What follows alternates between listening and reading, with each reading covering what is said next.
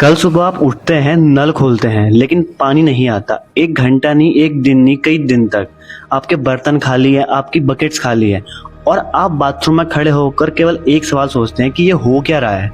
ये कोई मूवी का सीन नहीं है, बल्कि ये इंडिया के दो सबसे बड़े शहर मुंबई और चेन्नई की कहानी। इस समय मुंबई और चेन्नई एक ऐसी क्राइसिस की तरफ बढ़ रहे हैं जिसका असर करोड़ों लोगों की जिंदगी पर हो सकता है। और सबसे हैरान करने वाली बात यह है कि ये कहानी किसी गांव की नहीं है, ये कहानी उन दो शहरों की है जिनके बारे में हम सोचते हैं कि यहाँ कभी पानी की कमी हो ही नहीं सकती। मुंबई इंडिया की फाइनेंशियल कैपिटल है। हर साल यहाँ इतनी बारिश होती है कि यहाँ की सड़कें डूब जाती है, लोकल ट्रेन रुक जाती है। लेकिन जून 2026 में इसी मुंबई में एक अलग तस्वीर दिख रही है। शहर को पानी देने वाले रिजर्वायर अपर वैतरना, तंसा, भस्ता, मोदक सागर, इन सब में मिलकर केवल 9 से 10% पानी बचा है, जो कि पिछले 3 सालों में इस तारीख का सबसे कम लेवल है। अपर वैतरना रिजर्वायर का स्टोरेज 0% तक पहुंच चुका है। तंसा में सिर्फ 4% पानी बचा है और वहीं भस्ता में, जो मुंबई के टोटल पानी का लगभग आधा सप्लाई करता है, केवल 8 से 9% पानी बचा हुआ है। मुंबई को हर दिन 4,664 मिलियन लीटर पानी चाहिए, लेकिन मिल रहा है केवल 4,100 मिलियन लीटर के आसपास। इसी वजह से बीएमसी ने एक डिसीजन लिया है कि वो हर घर में 10% वाटर कट करेगी और मई के महीने में स्विमिंग पूल्स को बंद कर दिया गया है। और वहीं जो कंस्ट्रक्शन साइट्स है उन पर पानी की सप्लाई को पूरी तरीके से काट दिया गया है, जबकि गाड़ियां धोना, बगीचा सींचना, ये सब कुछ फिलहाल के लिए इलीगल है। और अगर बारिश नहीं आई तो मुंबई के अधिकारियों के मुताबिक मुंबई के पास केवल 40 दिन का पानी बचा हुआ है। लेकिन अगर आप सोचते हैं कि ये केवल मुंबई की कहानी है तो रुक जाइए, क्योंकि भारत में एक शहर ऐसा भी है जो ये सब पहले से झेल चुका है। मैं बात कर रहा हूँ चेन्नई की।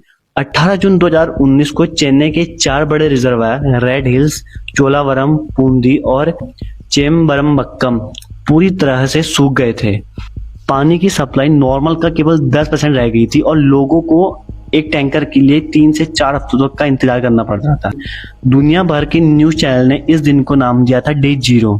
और 2026 में चेन्नई का संघर्ष अभी खत्म नहीं हुआ है। चेन्नई का एक बड़ा वाटर सोर्स विरनम लेक फिर से सूख चुका है। नॉर्थ चेन्नई का एक पूरा हिस्सा, जहां ग्राउंड वाटर पहले से कम है, अब डिसैलिनेशन प्लांट पर निर्भर है।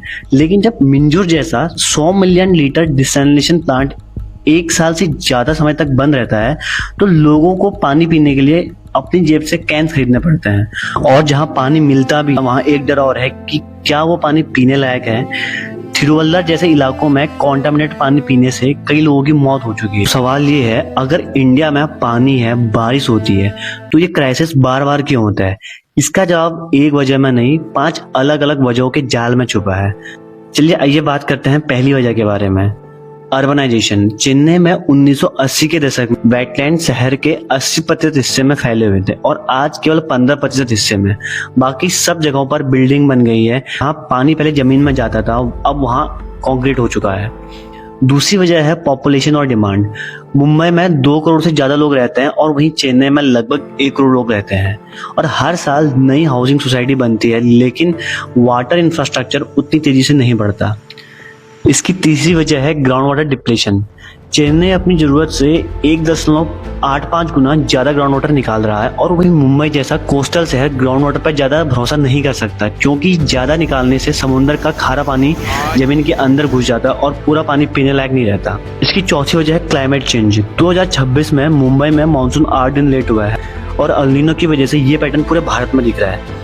या तो बहुत ज्यादा बारिश या बिल्कुल नहीं।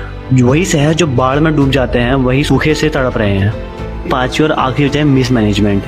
लीकेज पाइप से रोजाना लाखों लीटर पानी बर्बाद होता है।